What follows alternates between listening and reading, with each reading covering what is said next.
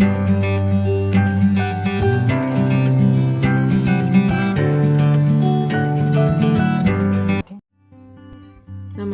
Sirisha ओडे kitchen को आपन को अनेक अनेक स्वागत।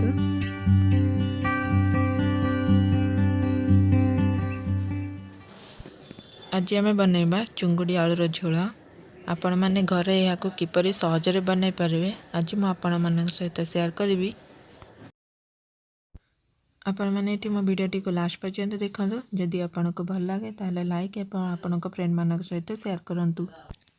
चुंगुड़ी आलू करी बनाया मुझे 250 ग्राम चुंगुड़ी नहीं जहाँको मैं भल भाव धोई स्वाद अनुसार लुण और हलदी गोलाई मैरिनेट कर मुझे चुंगुड़ी को फ्राए करने गोटे कड़ाई रे कि 4 चामच सोरिष तेल को गरम कर नहीं।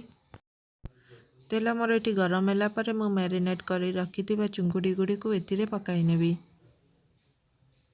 भल भाव या गोले गोल्डन ब्राउन है पर्यंत भाजी नेबी। मुझे गैस आंच को मीडियम रे रखी 2 साइड गोल्डन ब्राउन है पर्यंत मुझे भल भाव भाजी नेबी। चुंगुटी मोर ये भाजी हो गला 2 साइड गोल्डन ब्राउन हो जाइए। एबे मु या काढ़ी नेबी।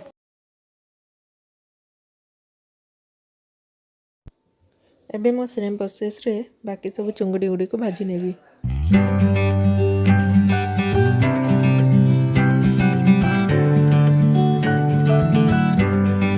एबे मु सेई तेल रे आलू को भाजी नेबी। मुझे 2टी मीडियम साइज रो आलू को चोपा छड़ाई लंबा लंबा करी काटी नहीं थिली। आपण एठी आलूर साइज आपण को हिसाब रे रखि परिबे। आलू भी मोर एठी भाजी हो गलानी। एबे मु याको काढी नउची।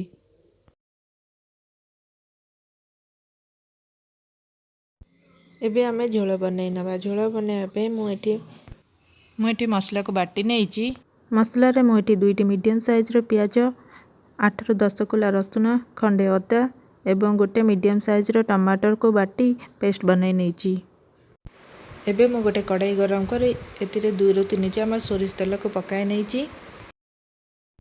तेल मोर एटी गरम हो जाइए। एबे मु एतिरे 2टी मीडियम साइज रो कटा पियाज को पकाई नेबी। भल भाव या भाजी नेबी। मोर एटी पियाजटी भल भाव भाजी हो गलानी देखंतु। एबे मु एतिरे मसला को ऐड करि नेबी। एबे मु या 6 ରୁ 7 मिनिट पई भल भाव कसी नेबी। एबे मु एतिरे 1 चामच लंका गुंड 1 चामच धनिया गुंड 1/2 चामच हलदी गुंड स्वाद अनुसार लुण पकाई भल भाव या कसी नेबी। 10 मिनिट मसला को भल भाव कसिला परे एबे मु एतिरे 1 ग्लास पानी को ऐड कर नेछि। एबे मु या भल भाव फुटिया पई छाड़ी नेबी।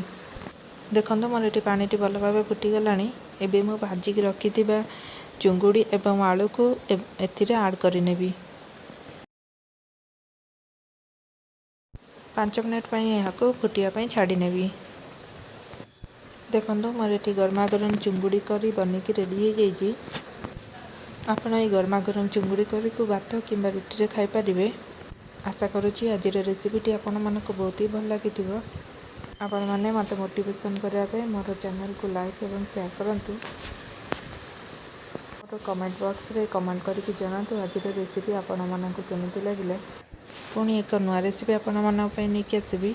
रहिली नमस्ते।